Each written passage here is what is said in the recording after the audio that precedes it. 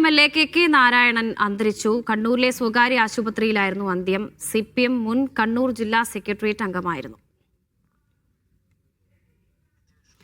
വിജീഷ് ഗോവിന്ദൻ വിവരങ്ങൾ നൽകാനുണ്ട്. വിജീഷ്, എപ്പോഴായിരുന്നു അന്ത്യം സംഭവിച്ചത്? മറ്റു വിവരങ്ങൾ.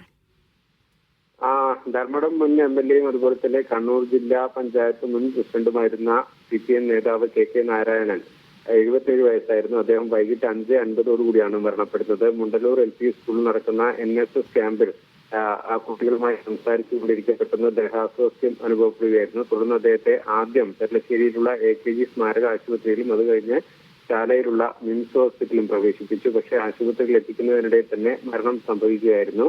കണ്ണൂർ ജില്ലാ പഞ്ചായത്ത് പ്രസിഡന്റായിട്ട് അദ്ദേഹം 2005 മുതൽ 10 വരെ പ്രവർത്തിച്ചിട്ടുണ്ട്. അത് കഴിഞ്ഞ് 2011 ധർമ്മടം മണ്ഡലത്തിൽ നിന്ന് നിയമസഭയിലേക്ക് തെരഞ്ഞെടുക്കപ്പെട്ടു. 2016 മുതൽ പിണറായി വിജയൻ മത്സരിക്കാൻ എത്തുന്നവരെ ധർമ്മടം മണ്ഡലത്തിലുള്ള ജനപ്രതിനിധിയായിരുന്നു അദ്ദേഹം. അതുപോലെ തന്നെ കണ്ണൂർ ജില്ലാ സഹകരണ ബാങ്കിന്റെയും AKG സ്മാരക സഹകരണ ആശുപത്രിയുടെയും പ്രസിഡന്റായി പ്രവർത്തിച്ചിട്ടുണ്ട്.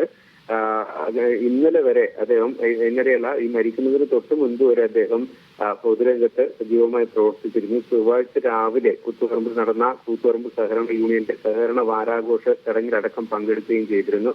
വളരെ സജീവമായി പൊതുരംഗത്ത് പ്രവർത്തിച്ചുകൊണ്ടിരിക്കുന്നതിനിടെയാണ് ആകസ്മികമായ ഈ മരണം സംഭവിച്ചിരിക്കുന്നത്.